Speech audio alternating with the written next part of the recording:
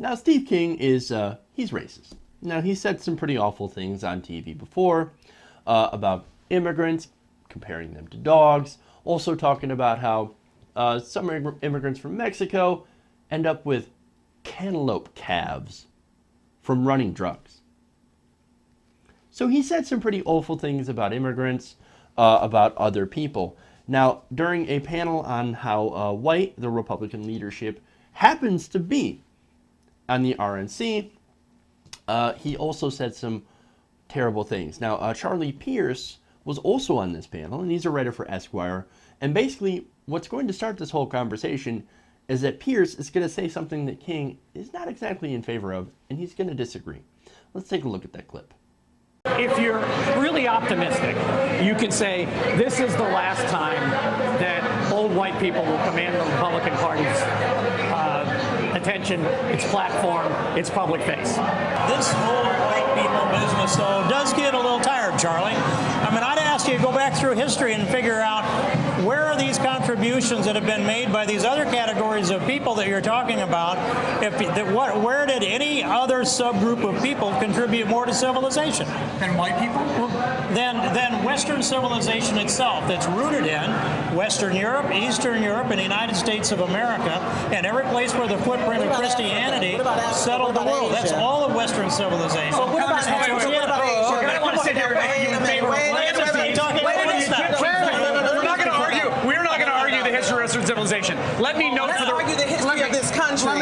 record that if you're looking at the ledger of Western civilization, for every flourishing democracy, you have you got Hitler and Stalin as well. So there's a lot on both sides. Okay, kind of an interesting answer from Chris Hayes. He's like, hey, well, we're not going to argue about this, okay? Steve King just said something massively racist, but I'm not going to argue with him. You know, we're not going to do this on TV. Well, that's okay, because I will. Now, for one, look, there actually have been a lot of contributions to civilization by these different subgroups. All right, we got algebra, for example, from the Muslims, gunpowder and fireworks from the Chinese, and in fact, while Europe was in the middle of the Dark Ages, Muslims were actually making huge discoveries in science and academia. In fact, modern astronomy can be traced back to the Muslims. Oh my God, the scary Muslims. Now, kind of sucks to see how some of these Muslim countries have backslid on a lot of their beliefs, but as I said, back when Europe was in the Dark Ages, the Muslims were actually very advanced. So, very interesting how that kind of switched on us. But now, there's more. Remember the Phoenicians? No, I doubt you remember the Phoenicians. Well, they ended up coming up with the basis of the alphabet. Now, the Greeks ended up taking that alphabet from the Phoenicians, who then actually spread it to the Romans, and then that ended up going to the West. It's kind of the basis of our whole language, okay? Now, what about the Egyptians, right? The Egyptians, they're in Africa. They're the Arabs, right? Well, the Egyptians actually came up with the calendar. Now, it was 12 months, 360 days. Now, that calendar was adopted by Julius Caesar, the Roman Empire.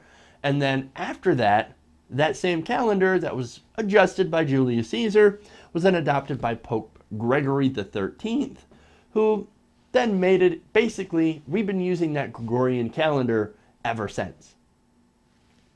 But no, these subgroups, they didn't come up with anything that benefited civilization. Right. Now, he also said that Western civilization is anywhere that Christianity is. Oh, that sounds like a bit of a qualifier, right? All right, well, so does he consider parts of sub-Saharan Africa Western civilization? Remember, there are Christian countries there. There are a lot of Christians there. In fact, in the year 2000, there is an estimated 380 million Christians living in Africa. That is more than the population of the United States. One notable Christian country is Nigeria, where they just attempted, well, not just, but probably last year around that time, they tried to institute a kill the gays bill. Very, very Christian. But of course, Steve King will ignore that because they're all black. Let's ignore that. Now, I want to speak of some contributions by black people. Now, one of them was George Washington Carver, right? George Washington Carver discovered a few things. Among those things are adhesives, axle grease, bleach, buttermilk, chili sauce, fuel briquettes, ink, instant coffee, linoleum, mayonnaise, meat tenderizer, metal polish, paper, plastic, pavement, shaving cream, shoe polish, synthetic rubber, talcum powder, and wood stain. Oh yeah, and the thing that he's most famous for, peanut butter. Otis Boykin, a little bit more recent, invented an improved electrical resistor used in computers, radios, television sets, and a variety of electronic devices. Now, because he improved this electrical resistor, he ended up bringing the prices down on the cost of those products, making televisions, radios, and computers more accessible to people in the middle class. That's kind of an important thing to civilization, because that's actually led to more people having, I don't know, access to information. There's another one. Charles Drew had actually researched blood plasma and transfusions in New York City. It was during his work at Columbia University where he made his discoveries relating to the preservation of blood.